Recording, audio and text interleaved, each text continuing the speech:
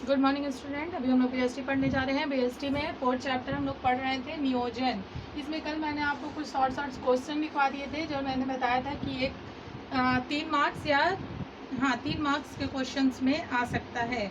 आज हम लोग इसी चैप्टर में जो इम्पोर्टेंट डिफरेंसेस दिए हुए हैं उन्हें पढ़ेंगे।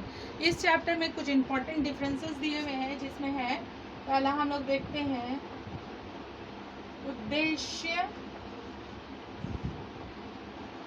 एवं नीति में अंतर बताइए। ठीक है, हम देखते हैं हमारे डिफरेंसेस अगर आ सकता है। उद्देश्य एवं नीति में अंतर बताइए। उद्देश्य और नीति में क्या अंतर है, इसे लिखने के लिए जिस तरह से बनाया जाता है, आप इस तरह से एक परफॉर्मा तैयार करेंगे। इस परफॉर्मा में सबसे पहले हम लोग लिखेंगे अंतर का आधार क्या है और फिर इन दोनों में डिफरेंसेस क्या हैं। यहाँ हम लिखते हैं अंतर का आधार।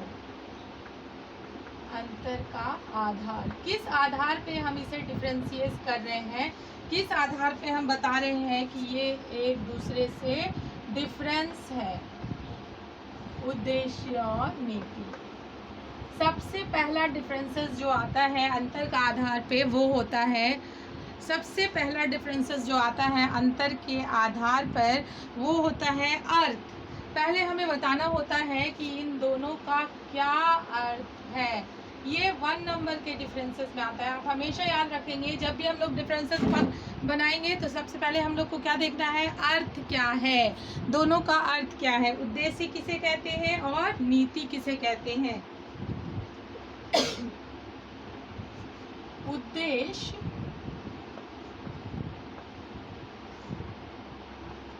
वे अंतिम बिंदु है,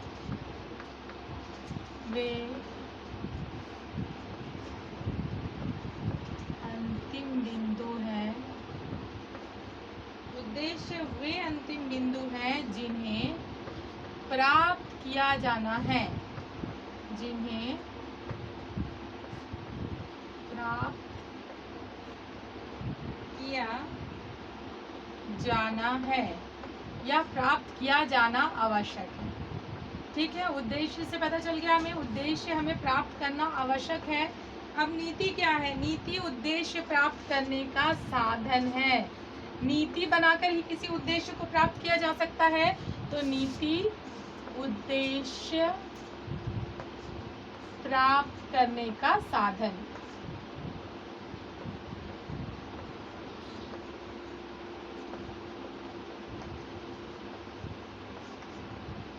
ठीक है, पहला डिफरेंसेस होगा अर्थ। अर्थ में हम लोग देख रहे हैं उद्देश्य वे अंतिम बिंदु है जिन्हें प्राप्त किया जाना आवश्यक है, और नीति उद्देश्य को प्राप्त करने का एक साधन है। ठीक है, अब जो दूसरा डिफरेंसेस आता है वो आता है निर्धारण स्तर। दूसरा जो डिफरेंसेस आता है वो आता है निर्धारण स्तर।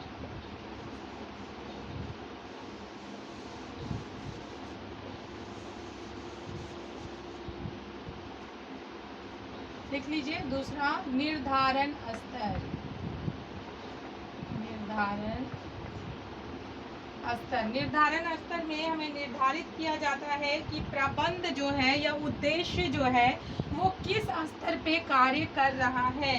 उद्देश्यों का निर्धारण, उद्देश्यों का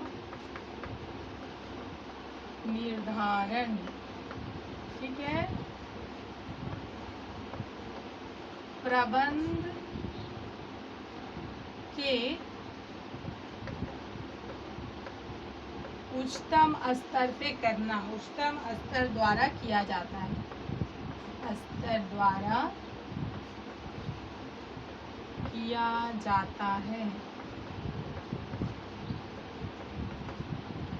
उद्देश्यों का निर्धारण प्रबंध के उच्चतम स्तरों द्वारा किया जाता है, और नीतियों का निर्धारण प्रबंध के सभी स्तर द्वारा किया जाता है। ठीक है, नीतियों का निर्धारण, देखिए यही दोनों में डिफरेंसेस हो गया। नीतियों का निर्धारण प्रबंध के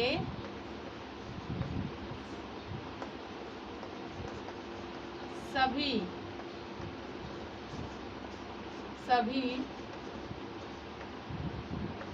स्तरों द्वारा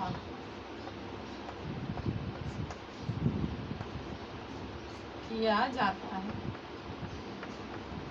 क्योंकि मैंने आपको पहले भी बताया था कि उद्देश्य का निर्धारण प्रबंध के उच्चतम स्तरों द्वारा किया जाता है या उच्च मैनेजरों द्वारा भी किया जाता है, पर नीतियों का निर्धारण प्रबंध के सभी स्तरों द्वारा किया जाता है।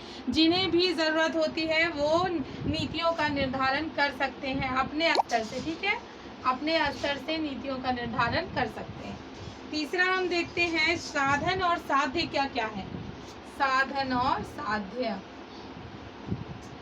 साधन और साध्य।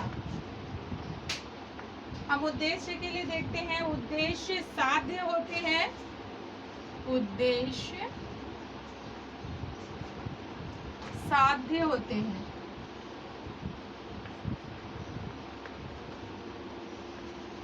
और नीतियां जो है वो साधन होती हैं। नीतियां क्या होती है? नीतियां जो है वो साधन होती है। नीतियां साधन होती है। समझ में आया? उद्देश्य साध्य होते हैं और उन्हीं साध्य को प्राप्त करने के लिए साधन बनाए जाते हैं, तो नीतियां क्या हो जाती हैं? साधन हो जाती हैं।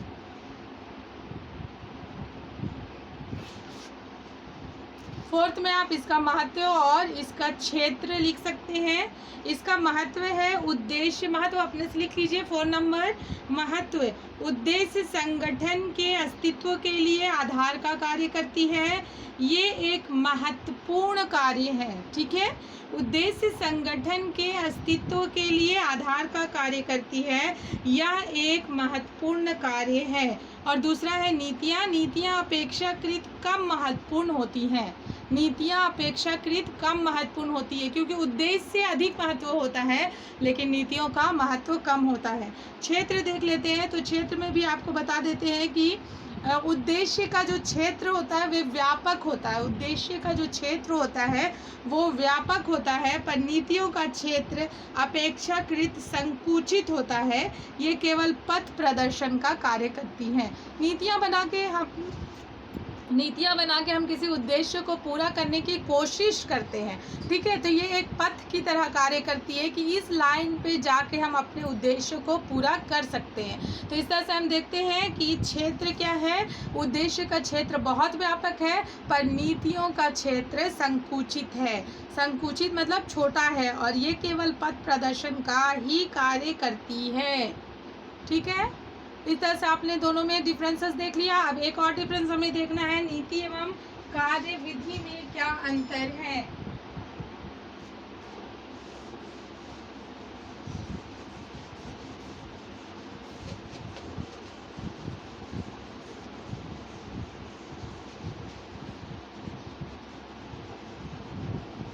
सेकंड डिफरेंसेस हम लोग देख रहे हैं, नीति एवं कार्य विधि में क्या अंतर है। नीति एवं कार्यविधि, नीति एवं कार्यविधि में क्या अंतर है। इसको भी हम इसी तरह से परफॉर्मा बांट के बनाएंगे। सबसे पहले हमको लिखना है अंतर का आधार क्या है और फिर दोनों का डिफरेंसेस, ठीक है। अंतर का आधार, अंतर का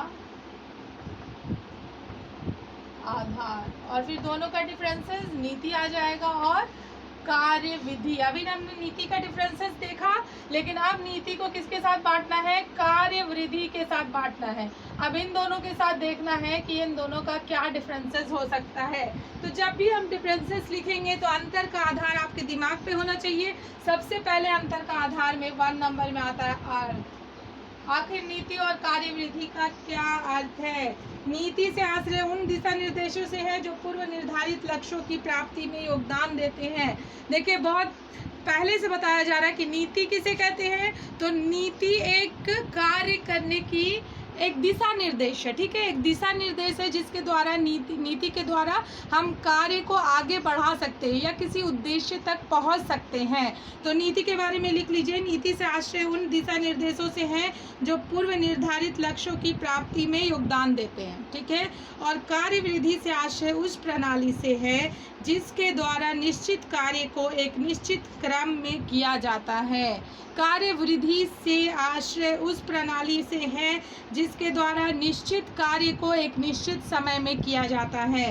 दूसरा देखते हैं, निर्धारण स्तर। नीति का निर्धारण प्रबंध के सभी स्तरों द्वारा किया जाता है, लेकिन कार्यविधि का निर्धारण प्रबंध के निम्न स्तरों पर किया जाता है, ठीक है। हम लोग पहले भी देखें, नीति का निर्धारण प्रबंध के सभी स्तरों पर किया जाता है, परंतु कार्यविधि का निर्धारण सिर्फ नीति के निम्न स्तरों पर किया जाता है।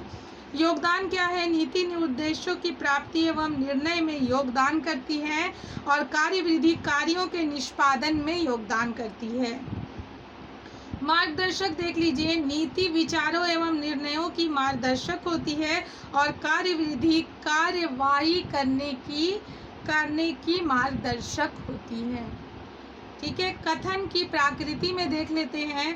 कथन की प्रकृति, नीति को सामान्य कथन कहा जाता है, नीति को सामान्य कथन कहा जाता है और कार्यविधि को विशिष्ट कथन माना जाता है, ठीक है। नीति को सामान्य कथन कहा जाता है और कार्यविधि को विशिष्ट कथन माना जाता है। इस तरह से आपने दो चीज़ का डिफरेंसेस देख लिया, इन्हें कॉपी में नोट डाउन कर लीजिएगा और आगे इसमें अभी और दो चीज़ का डिफरेंसेस पढ़ना है जो मैं आपको कल पढ़ा दूँगी, ठीक है।